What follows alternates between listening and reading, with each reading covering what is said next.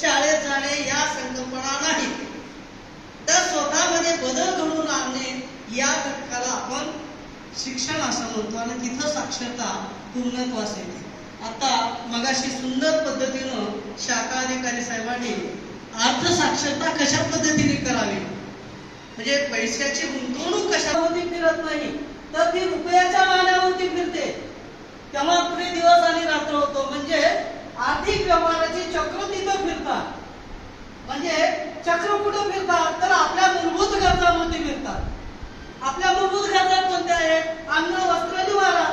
साहजिक एवढे आता चांगले अधिकारी ते घराचं नियोजन करायचे, म्हणजे अपेक्षा आहेत कर्मचाऱ्यांना, मला चांगली नोकरी असावी, चांगली नोकरी मिळाल्यानंतर मला बंगला असावा, मला फिरण्यासाठी चांगलं वाहन, प्रत्येकाच्या अपेक्षा आहेत.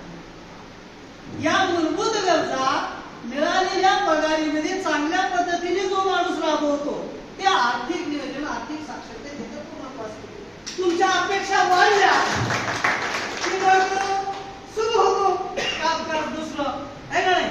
म्हणजे पांढऱ्या पैशाचं